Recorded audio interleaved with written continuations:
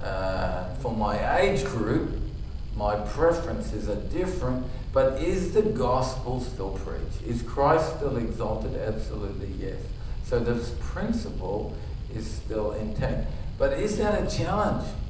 To let go of your preferences and maintain see the principle and separate that from your preferences? Yeah, that's a challenge. Another challenge would be coping with constant and rapid change.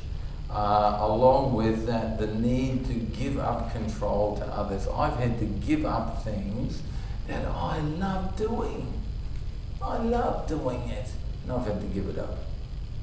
I've had to give it to someone else to do. That's hard.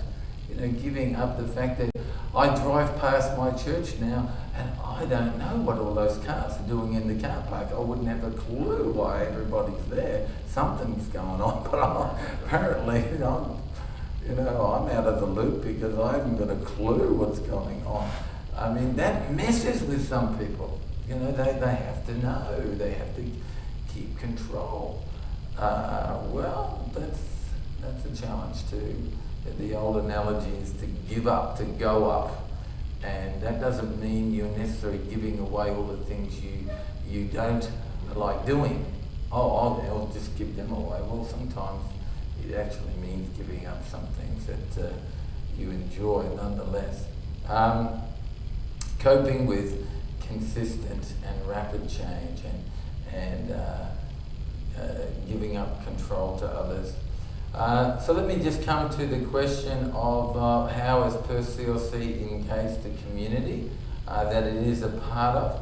Well, that's a journey, you know, and the last thing I'd like to give is the impression that we've arrived. You know, we have not arrived, but we are organic. And as you're about to see, what's happening is, in my view, very organic at Perth Christian Life Centre.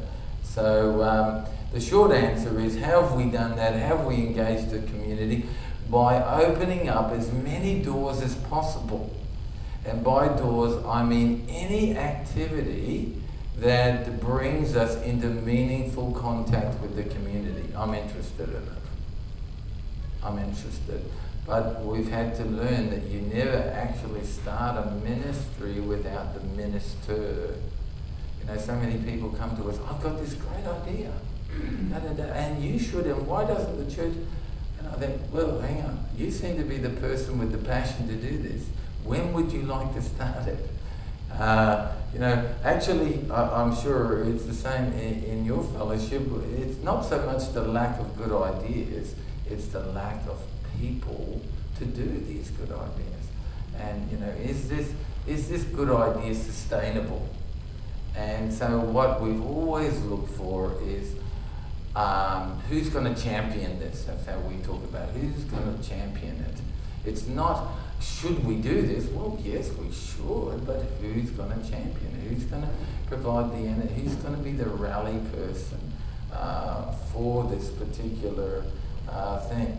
And so we want to be the best known church among the unchurched. Wow, get your head into that. The best known church among the unchurched. Who cares if we're the best known church among the church? Big whoop. So what? You know, we want to be the best known church among the unchurched. And that, when you extrapolate that out, that's going to take you into some very different places. Asking yourself some pretty tough questions about why you do the things that you do. And to become, or to be on this journey to be the best known church among the unchurched, we had to find out and continue to try and find out where people are itching so we can scratch there. You know, we if you come to our area, you know, for you north of the river people, that's a cut lunch and a water bottle down to Canning Vale, you know. But when you come, it looks like this really nice middle-class Australia. But just this week, I got an email. We can get on a bit of an email loop from the local police station saying that domestic violence in our area is it's just astronomical. It's the number one call out that they get. Far above break-ins, vandalism, they are being called out more than any other thing to break up the mess. That's tragic. And this is middle class Australia. And so obviously that reveals a huge need in our community. So some of the things that we do, we run a holiday program for children during the school holidays. If you've got questions, we can come back to any of these. We run an after-school program in the primary schools for the children. We support and closely work with a lot of the school chaplains in our area. We have teams going into the high schools during the lunch hours and other times by the invitation of the principals to sit down with some troubled teenagers and mentor them. So they're actually inviting people from our church community to come in and look, these people just need some sort of role model in their life. Can you just come and spend some time with them? We have people doing that. We have a Friday night meetings with very cool stuff going on for teenagers and young adults.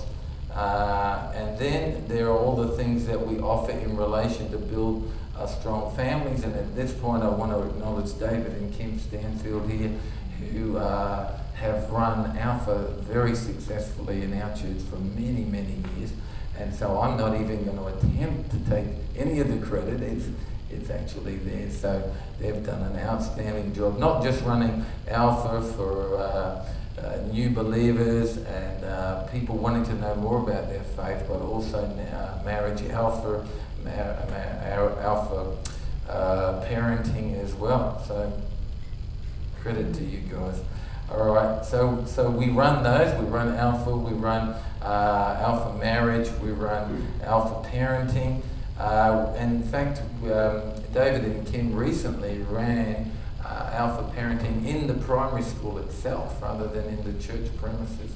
And so we're hopeful that as that principal talks it up, because it was highly successful, that other schools will open up and invite them to come and run Alpha in the actual schools. And that was a very interesting group, but it was a snapshot of where we're at right now with families. Like I think David was saying, some of them were on their third marriage, and here, so the complication, and they've had children to every one of those marriages, and now you're trying to navigate parenting in the midst of, but then they've got to go have that weekend with this one, and this one's going to, oh my goodness, it's just a snapshot of where Australia is now, and just the desperate need that we have to speak into to I would have to say, dysfunction that we've surrounded ourselves with. Okay, so what else do we do to interface with the community? We have a thing called E4, which is men in groups of 4 going out to do maintenance in the homes of often single moms or just struggling people that just need some help with those practical things around the house. We put on a golf fundraiser once a year where the CEOs of various companies and their key staff pay us to play golf, and then we turn that money around and we give it away to needy people in the community. We actually set up a little booth in the local shopping centres. People fill out an application form if they're aware, want to apply personally or for a special need to be met, and we give that money away, and then we invite those people to come to church, and we just honour them and celebrate them. We also have an honour day where we invite the local politicians, school principals, policemen, chaplains, and we make just a big fuss over them because they're doing so much in the community, and we thank them for serving the community. We have an elaborate Mother's Day brunch, not in the church premises, but it's especially catered for function, and it's not for our church mothers, but it's actually a bring to event where we're just again honouring the mums out there in the community. We have a music school, we have a dance school. Again, these are all doors that provide an interface with the unchurched. We give out food parcels. We assist migrants to find accommodation and settle into the community. We set up outdoor theatre and show a recent release family movies in our church grass car park area. We promote and advertise that. So we just give them, for those that are the thought of taking their whole family out to a movie would be quite expensive. We just give them that sort of a night out where they bring a rug or deck chairs and sit out there on the lawn. That's a great night. We put on a family fun day with rides, face painting, and that's a prelude to our carols that we run every year. But that's a big family fun fair that we put on prior to our big carols outdoor concert. And we have a small school in our building called Alpha, there you go, Altar One. And it's set up, presently there's 50 high school students. These are for kids that can't learn in the traditional classroom setting, and so we have Altar One set up for them. And what does that look like? The kids are sitting around in bean bags with a laptop on their lap, and they're just learning in a very organic way. But they're graduating and they're getting apprenticeships, and they're, instead of stuck in an unemployment, they're at least getting some qualification, which is really cool. So, but how could we do all that? Well, like I said, it's organic. And I'm merely accommodating the life that's wanting to happen. So we never start a ministry without a minister. And so rather than just waffling on and then perhaps drifting off the reason why I was invited to come, I want to invite Jonah forward and invite you to have any questions. That would be great.